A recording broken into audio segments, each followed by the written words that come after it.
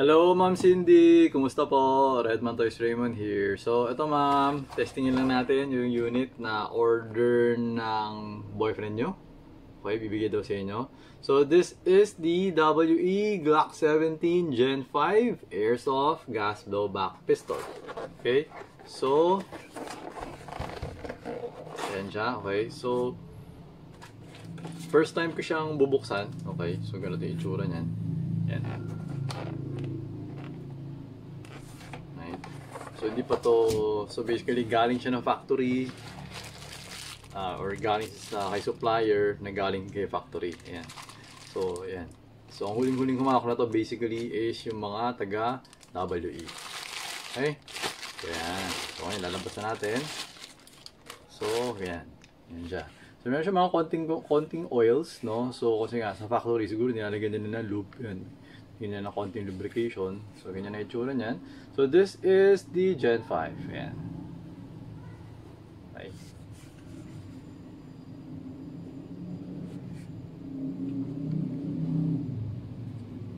Okay. So, teka lang. Testingin natin. Okay. Na naman ako na feel na kakaiba. Right. So, ito ang magazine. So, ang isa sa mga ginagawa ko sa magazine ay hinihigpitan ko yung bulb. Or tine-check ko lang naman kung maluwag. Kasi minsan medyo maluwag. So, hihigpitan ko siya konti.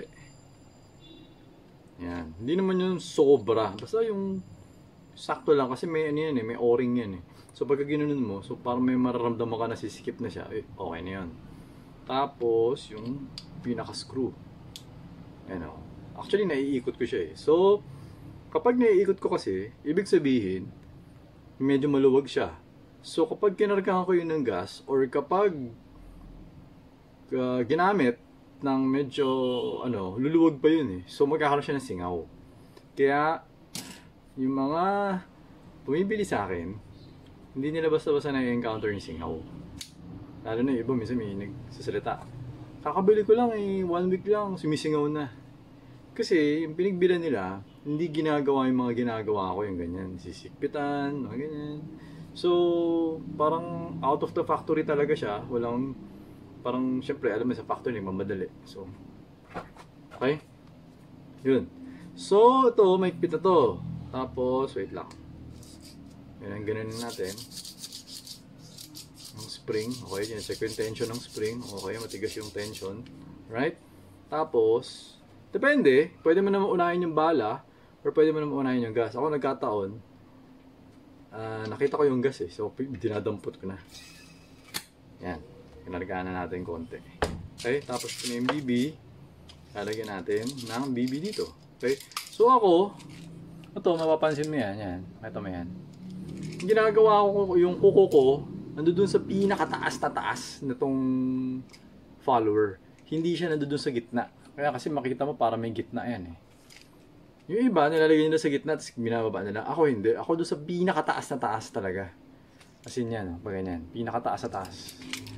Kasi mas secure kasi pag nagaganito na ako yan, yung ganyang position. Mas secure siya pag yung pinakataas . Kasi mas malaki yung space na nakukuha na kuko. Yan, tapos may butas dito. So, lagyan na natin ng BB. Okay, so lagyan natin 6 or yan pa na ito. 1, 2, 3, 4, 5, 6, 7. 7 lang. Okay? Yan. So may gas and BB na. So ngayon, bubuksan natin ang ating chronograph. Hindi nakaset yung chronograph. So ipapakita ko na lang sa inyo. Yan. Okay. Okay? So yan. Always remember to make sure that the muzzle is pointed at a safe direction. Ayan, so mapapansin mo, actually ngayon wala nang tao dito. Ako na lang mag-isa dito sa store. So, testingin natin ito unit mo. So, yun, pwede mawakan ng ganyan kung gusto mo. Diba? Trigger finger, wala. So, safe yung, yun nga lang, pwede nga lang siyang biglang, pagkamali ka, baka biglang mo siya mabitawan, mahulog, sira, or something. Okay? So, ayan, ganyan lang. Always remember to keep your trigger finger out. Okay? So, the muzzle pointed at the safe direction.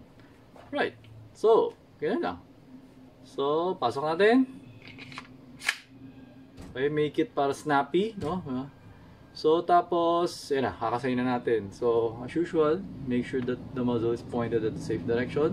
So, pag kakasay mo siya, ikaw bahala kung paano mo gustong kasan. Pwede mo siya itulak dito, pwede mo siya hilain dito, pwede mo siya pagano, pwede mo pagano. Basta objective, sumatras to, para yung nozzle, magtutulak siya ng bala doon sa chamber. Ganun siya. Okay? So, since this is an airsoft, medyo magaan yung mga side, magaan yung, ano niya, yung recoil spring niya. O yung slide do sa spring, di ba? So, pwedeng ganunin. Ayan. Pag sa tunay kasi, baka mahirapan kang gawin ganyan. Ayan. So, ayan yung BB. Ito yung nozzle. Ayan. Ito. That's the nozzle. So, ngayon, pag binitawan natin to, ipapush na niya ngayon yung BB doon sa chamber. Ito yung chamber. Dito. Sabi. Ito. Okay? So, ayan. So, may bala na yung chamber. Tinulak na niya yun doon. Okay? Tapos, engage na yung hammer. So, ready to fire. Alright? So, ito. Fire natin. So, we got 366.3 on the first shot. Okay? Second shot. 358.1. Third shot. 355.6,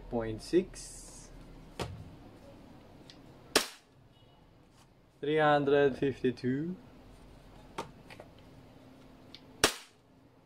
347.2, and, ay hindi, dalawa pa pala, no? 344,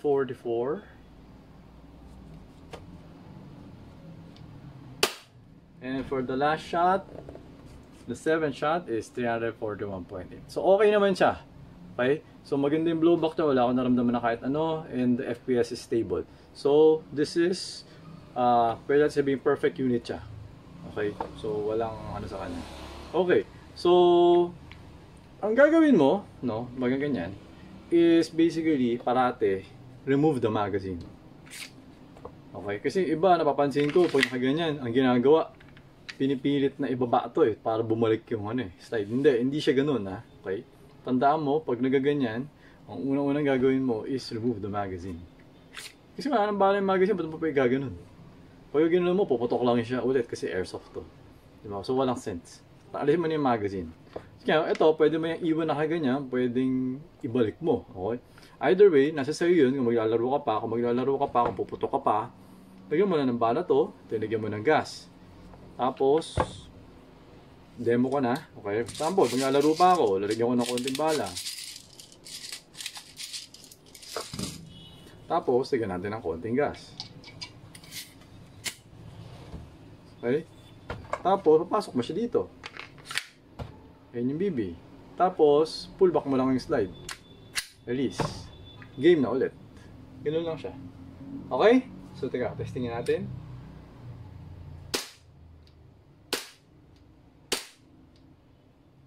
Grabe. Diretso talaga siya. So, yung target, binabaril ko is distance of 4.5 meters, 3-inch target, and nasa loob talaga lahat ng tama. And ang BB na gamit ko is .20. No? So, mas diretso pa yun kapag .25. Alright? So, ayan. So, ngayon, naulit siya ulit. Ayaw ka na maglaro. Remove the magazine. Pull back the slide. Hammer down. Okay? So, ayan. So, pwede ka na siya itago. Okay? So, ayan, Ma'am Cindy. Sabi ng boyfriend nyo is parati naman daw kayo nanonood sa acting mga vlog. So, more or less, alam niyo yung mga pinagsasabi natin. Pero, just in case na may nakalimutan kayo or something, inulit ko na lang ulit. Okay? So, ano pa kasama na itong box? So, yung box, no, itong unit mo, meron siya kasama dalawang box wrap. If nagpa-follow ka sa vlog, alam mo na to kung para saan to, no? Pero, ulitin ko na rin. Okay. So, this is para dito. If ever na malaki yung iyong palad, kasi hindi siya kamay, hindi ko masabing kamay, kasi minsan meron tao malaki yung kamay, pero maliit yun dito kasi masyadong mataba, parang chubby siya. So, maliit lang yung ano niya. Pero meron iba kasi malaki talaga yun dito yung palad, maluwag. No? So, maganda gagamit ka ng backstrap para mas kinapapano mag-eksakto yung positioning ng daliri mo, ganyan. Hindi siya sobrang ganun. Kasi sobrang haba yung daliri mo, bumabalik ka yung trigger finger out mo, nandito. Di ba? So, ang hirap nun. Ang hirap ipasok.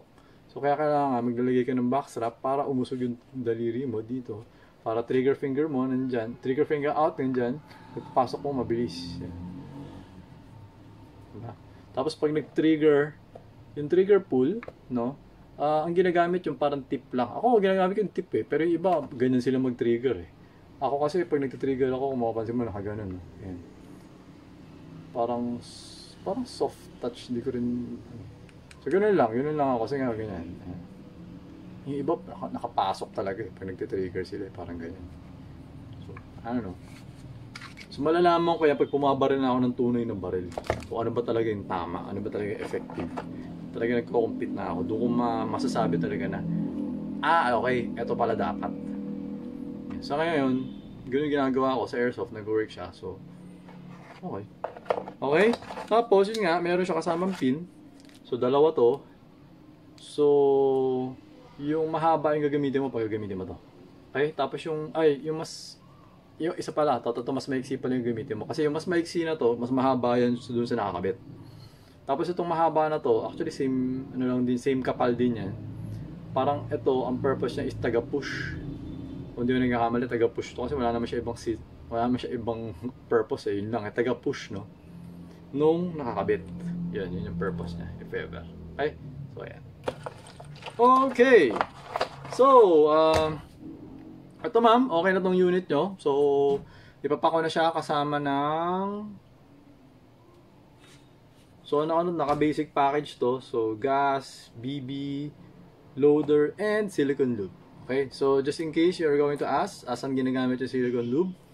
It's a lubricant for airsofts, no? Kasi nga, it's silicone based. Kasi nga, kapag petroleum based, kasi mga lubricant, meron petroleum based, tapos merong synthetic based or silicone based. So, silicone is good for rubbers, kasi may maraming rubber to. Okay? Tapos, and it's good for plastic. So, kapag petroleum base, sisira kasi yung goma. Parang maluluto kasi yung goma na deform. Like for example, cooking oil. Hindi ka nga pwede gumamit ng cooking oil. Kasi parang something like, may nagsabi dati sa akin, parang mainit daw yun. So, ang nangyari, may isang client, gumamit siya ng cooking oil, nag-expand yung piston head niya. To the point na pag bumabaro siya, wala nangyayari. Kasi hindi nagsa-cycle, hindi nagbo-blow back, parang boom. Nagsa-stuck na. Okay. So, ayun siya. Okay? So, ayun ma'am, thank you for, ayun ma'am sir, thank you for your order. Ito ipapako na at dadalhin ko na sa courier bukas. Okay? So, ayun, until next transaction po, always remember to stay safe, stay great, be good, and be thankful always. God bless po, ma'am sir. Bye-bye.